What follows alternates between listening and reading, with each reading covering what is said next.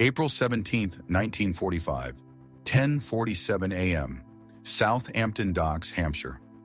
The clouds parted briefly above the cold gray tide as the ship moored at the wharf. Picture this: a gust of sea wind, the sharp scent of salt, and the creak of steel against the pier. Among the disembarking passengers, one figure hesitated on the gangway. Margaret Schultz, her Wehrmacht auxiliary uniform stiff with brine and 3 harrowing weeks of dread. As her boots touched British ground, her hands were trembling, but not from the chill. This was something deeper. This was the trembling of someone utterly convinced she was walking to her execution. She wasn't alone. 67 women, all fellow auxiliaries, moved beside her in tense silence. A silence not born of discipline, but survival. Words could draw eyes.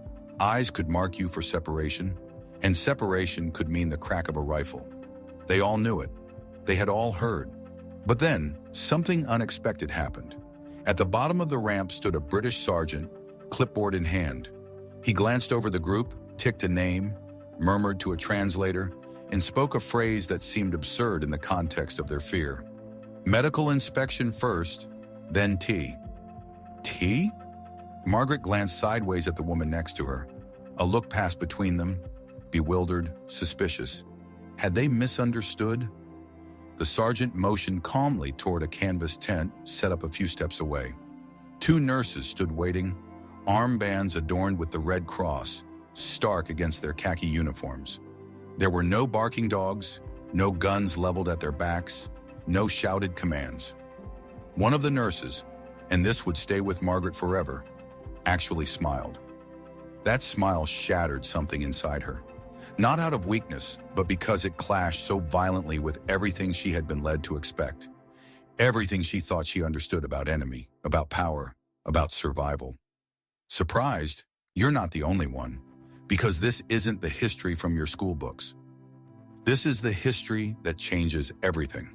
For 2 years, Margaret and the other women had been steeped in a relentless doctrine. The message was clear and terrifying. Capture by the Allies meant degradation, torment, death by forced labor. The propaganda reels spared no detail. They painted British and American soldiers as savage, merciless, bent on revenge. And women? Women captives, they were told, would vanish into the void. No contact, no return. Just gone. These weren't idle fears. Among the women of the Signals Corps stationed in occupied France, such warnings weren't broadcast. They were whispered, quiet stories of girls who fell into enemy hands and were never heard from again. So when April 1945 arrived, bringing with it the final collapse of the Third Reich's western flank, and Margaret's unit was overtaken by British troops near Calais, she prepared herself for the worst. She braced for pain, for violence. She believed cruelty was inevitable and preferable to the unknown. What she encountered instead wasn't kindness exactly. It was something more disorienting than that. It was humanity. And that, oddly enough, was more difficult to survive. The air inside the medical tent was heavy with the sterile sting of antiseptic and the woolly damp of army blankets. A British doctor, gray-haired, formal, likely around 50, took her hands in his, calloused and nicked from years on signal machinery, and asked her in slow, halting German if she had sustained any injuries. Margaret shook her head. He checked her throat, her eyes jotted down notes, then nodded toward a chair. A nurse stepped forward and handed her a tin mug. Tea, hot, real, a faint sweetness, sugar stirred in until it disappeared. Margaret didn't sip. She stared at the steam rising in delicate whirls. Could this be poison? A trick to weed out the weak? Or a test? If she drank, would they mark her as someone too soft to endure? The nurse, noticing her hesitation, lifted her own mug and drank. No theatrics, no persuasion. Just tea, love, the woman said gently. You're safe now. Safe. The word hit her like a foreign object hurled from another universe. She had no reflex for it, and yet she drank. Warmth spread from her chest outward, and for the first time in what felt like an eternity, her hands ceased their trembling. She lowered her eyes to the dented mug in her grasp. Standard issue British tin, the kind a soldier might carry across campaigns, through mud and blood and memory. That mug would stay with her, not physically perhaps, but as a symbol, as the moment everything she believed began to unravel. Because what Britain did with its prisoners wasn't improvised, it was deliberate, a doctrine in its own right, and behind it stood policy, clear, structured, and ruthlessly enforced by senior command. It rested on four guiding pillars. First, security. Prisoners, once behind wire, posed no real threat, but treat them harshly and you bred defiance. Treat them decently and you earn cooperation. Second, intelligence. Interrogation wasn't about torture. Brutalized captives gave you nothing or fed you lies. But respect? Respect got you information. Third, diplomacy. And fourth, reciprocity. Imagine a game of mirrors. Every act reflected, every gesture returned. That's how the British government viewed its treatment of prisoners of war. Not through sentiment, not through softness, but through calculation. Because they knew that across war-torn Europe, deep within German lines, tens of thousands of British and Allied servicemen languished in captivity. The message was clear. How we treat their prisoners is how ours will be treated.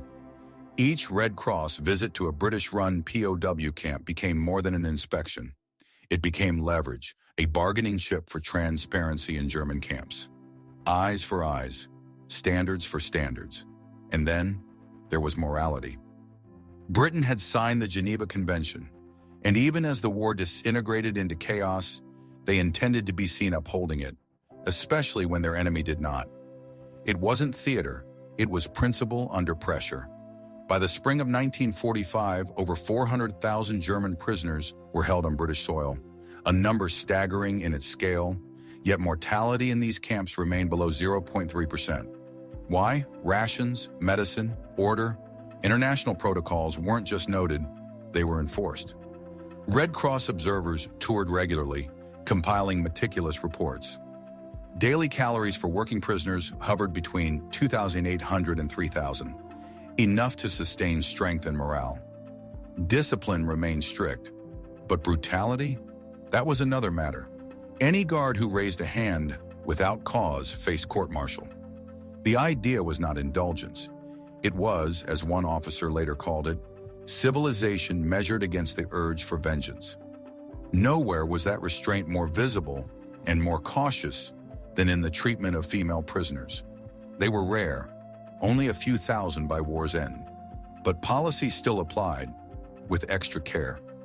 These women were housed in separate facilities, overseen, whenever possible, by female officers, and provided the same food and medical standards as their male counterparts.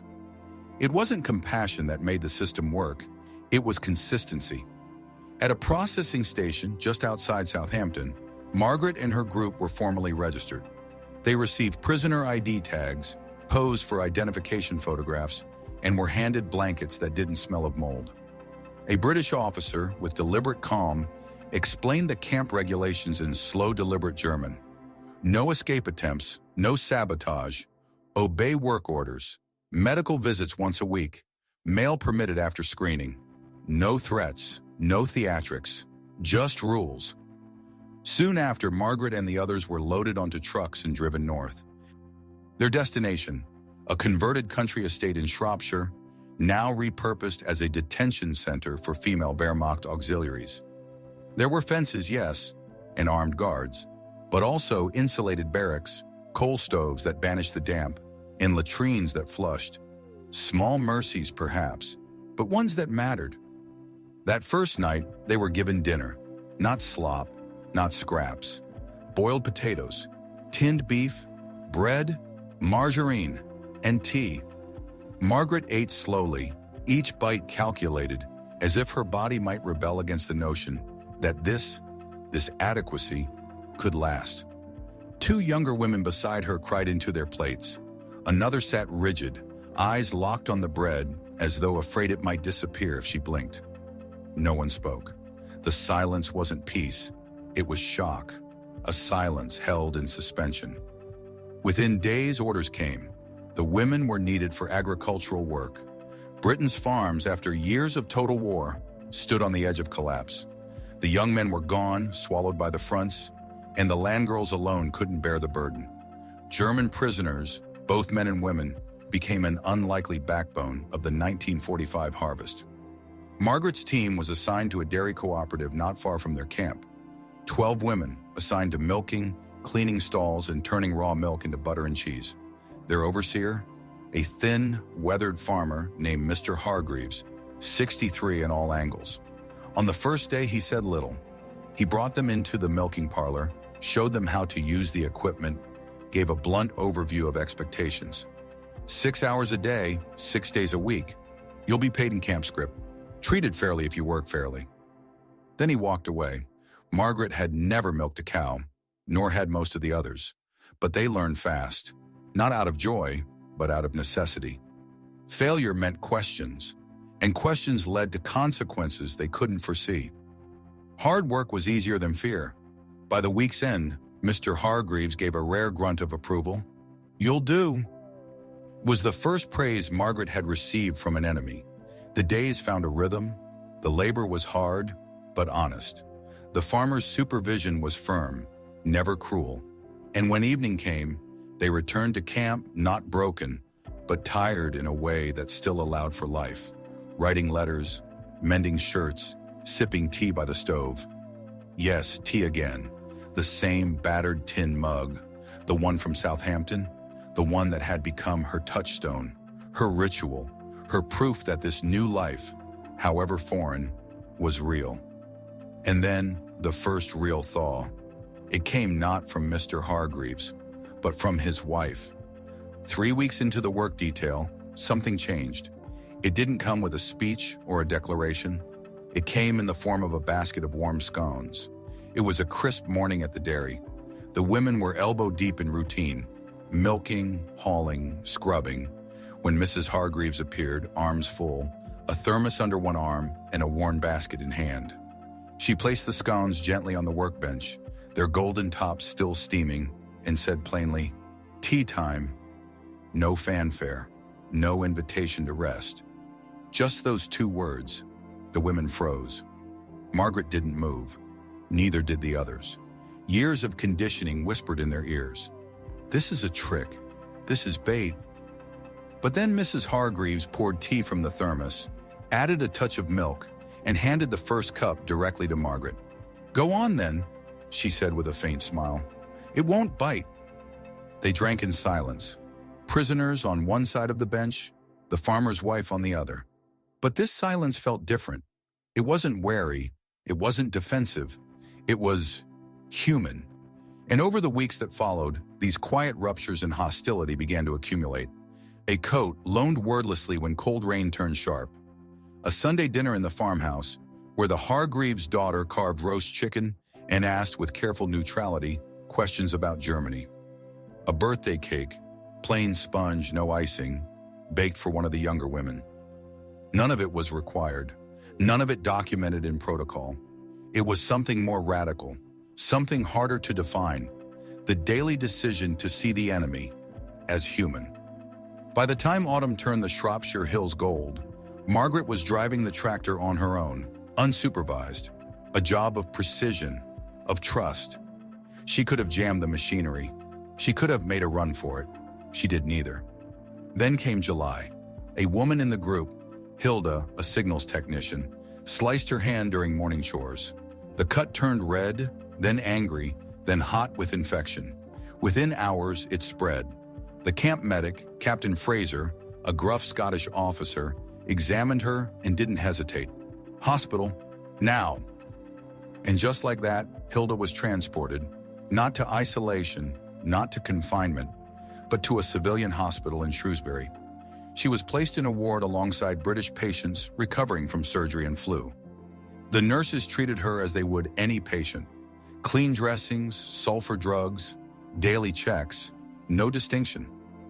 Hilda returned to camp after 10 days, fully healed, quiet.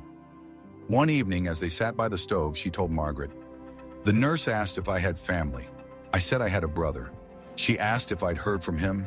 I said no." She said, "I hope he's safe."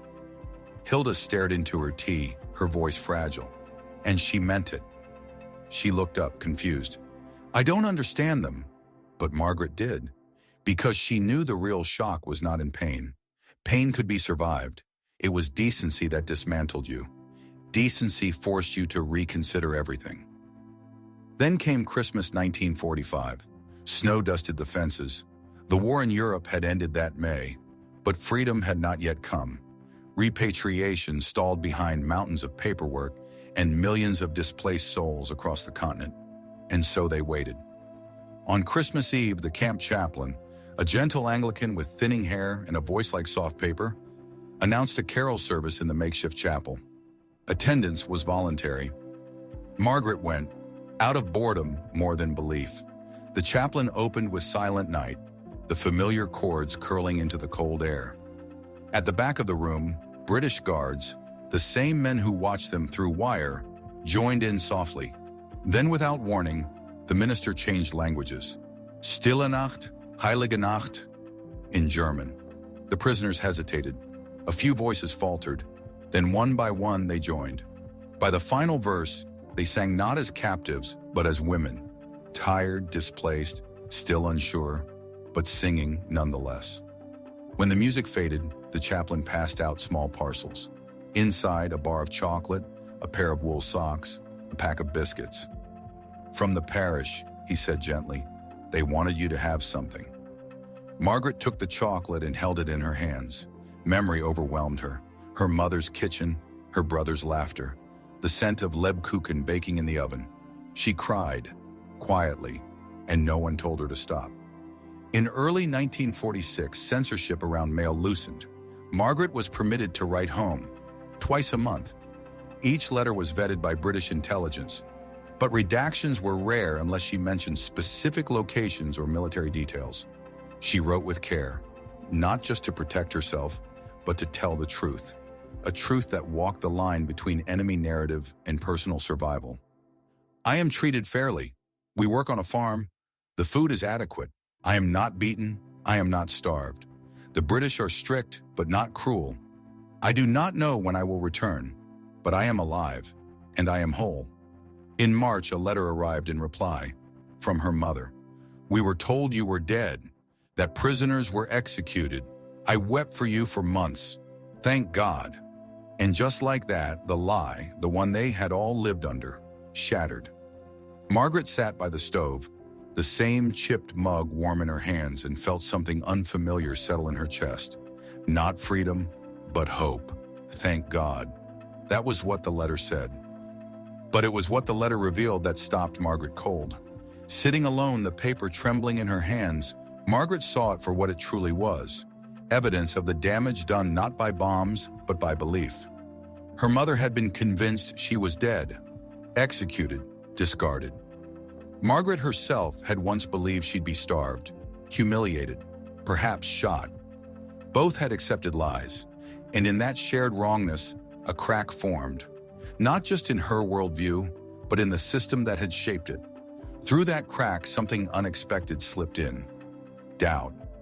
If you're beginning to feel the weight of that realization, to grasp how thoroughly propaganda seeped into every corner of this war, then you're beginning to see why the myths we inherit are not always the full truth. By the spring of 1946, the camp began to evolve. Not in structure, the fences and towers remained, but in spirit. A small library opened in one of the side rooms, its shelves slowly filled with German-language books, donated by charities and religious groups. A few English novels were included too, for those curious enough to begin learning the language of their captors. Margaret picked up a battered copy of Pride and Prejudice. Armed with a dictionary and patience, she began to work through it. What she found wasn't suspense or revolution, but something more astonishing: ordinariness. A world where the gravest crisis was a misunderstood proposal, where women wore ribbons instead of uniforms, where no one vanished in the night. A music club followed. Several of the women had once been conservatory students, piano teachers, choir singers. The commandant allowed them to use the recreation hall twice a week.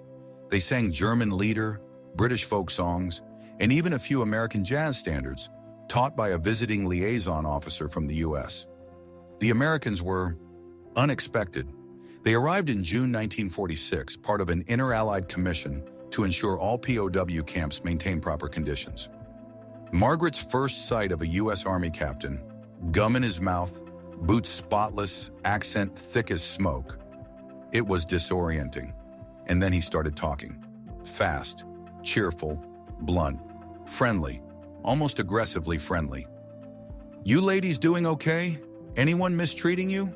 Anything you need? You can tell me." He took notes, smiled through everything. "Call me Tom," he said. After he left, one of the older women muttered, "Are all Americans like that?" Margaret answered, "I think so. Exhausting, but also strangely reassuring." The Americans, after all, had no personal score to settle. They hadn't grown up under bombing raids. They hadn't watched cities disappear in flame. To them, this war was procedural, and they treated the prisoners with the same bureaucracy, efficient, courteous, detached. Another signal, another crack in the myth. The hatred had not been universal, it had been taught. But life behind wire was never perfect. Not every face was kind. In August, a young British corporal, no older than 20, lost his temper. One of the women had spoken back during work detail. He stepped forward, too fast, too close, hand clenched. Margaret froze. The room did too. But before anything could happen, the camp sergeant stepped in. He pulled the corporal aside, voice sharp and clipped. Margaret couldn't hear the words, but she heard the tone. "You don't do that here." The next day, the corporal was reassigned. Gone. The lesson was unmistakable. The punishment was the wire. The punishment was isolation. Cruelty was not permitted, and those who couldn't follow that rule would not stay. It was a small moment, but it mattered, because it proved that restraint wasn't weakness, it was discipline, and discipline held even when no one was watching. By late 1946, the walls of captivity had softened. Supervised Sunday walks were permitted outside the camp, along the quiet, hedgerow-lined lanes of Shropshire. Eventually, the guards stopped following. The women wandered in pairs. The air smelled of hay and wood smoke and damp earth. And no one stopped them. They could have run. There were hiding places, sympathetic locals, paths that led to towns. But where would they go? Germany was rubble. And truthfully, life here had become bearable, predictable, even routine. Some of the women began to volunteer for additional harvest shifts, not because they loved Britain, but because they felt, for the first time in years, a strange pride in their competence, in their dignity, in the idea that their labor could be more than coerced, that they were not just relics of a broken regime, they were still capable of meaning. And Mr. Hargreaves noticed. One evening, as they loaded the last milk cans for the day, he said without ceremony, "You've done good work here, better than I expected." It was the closest he'd ever come to affection. Margaret looked up, met his eyes, and replied, "Thank you." And she meant it. That night, back in her bunk, with her evening tea cooling beside her, she lay awake, turning over a single unanswerable question. If the propaganda about Allied cruelty was false, and it was false, then what else had been a lie? The necessity of the war? The righteousness of the cause? The monstrousness of the enemy? She didn't know. The answers hadn't come yet, but the questions had. And that too was a beginning. But the questions, oh, the questions, were dangerous things. They loosened the ground beneath certainty. They chipped at the foundations of belief. And yet, in their danger, they were also liberating. Questions Margaret would one day realize could be more powerful than orders, because they demanded thinking, and they made space for truth. Years later, decades in fact, she would sit at her kitchen table in Hamburg, pen in hand, and write to Mrs. Hargreaves as she had done many times before. One of dozens of letters exchanged across 3 decades, carried by slow mail and steady friendship. I learned more about strength in that camp than I ever did in uniform. Real strength is not domination, it is restraint. It is the choice to be decent when cruelty would have been easier. You and your husband taught me that, though you never said it aloud. The lesson was quiet, but it was permanent. Repatriation began in earnest in early 1947. The war was over, but peace, real peace, had not yet taken root. The women were told they could return home. But what was home now? Germany was partitioned, ruined, occupied. Families were shattered, streets unrecognizable. Some left at once, eager or desperate. Others, like Margaret, stayed behind a little longer. Some needed time, some needed money. Some needed to believe that there was something to return to. Margaret stayed until autumn of 1947. She worked one final harvest, her hands firm and practiced now. She sat for one last Sunday dinner at the Hargreaves' kitchen table, the place where war had once dissolved into potatoes and roast chicken and cautious questions. Before she left, Mrs. Hargreaves handed her a small brown parcel. Inside, tea, biscuits, and a worn copy of Pride and Prejudice. Inside the front cover, a handwritten note. Remember that decency is always a choice. Safe travels. Write if you can. She did. The letters began stiff, almost formal. Then they softened. Then they became family. Back in Hamburg, Margaret rebuilt. She married a teacher, raised 2 children, found work, lived. She didn't talk much about the war, not in detail, not in lectures, but on a shelf in her kitchen sat a single tin mug, its rim dented, its surface dull with time. She kept it there for 40 years. When her children asked about it, she would smile faintly. "It's from England," she would say. "It reminds me that people are complicated." Because war had taught millions that strength was violence. That victory required vengeance, that the enemy was less than human.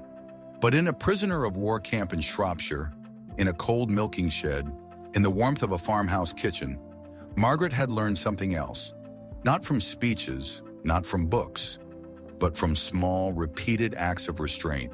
Tea offered, wounds tended, work respected, dignity maintained. It wasn't kindness, it was something harder. Civilization choosing itself, over and over, when brutality would have been easier. And so Margaret came to believe that true strength was not in what you did to your enemies when you held the power. It was in what you refused to do. Before you go, subscribe. Because history isn't just what happened. It's what we choose to remember, and why. On a kitchen shelf in Hamburg, a tin mug sat for 40 years, dented, unremarkable, easily overlooked. But every time Margaret made tea, she remembered, the measure of a nation is not in its weapons, but in its restraints.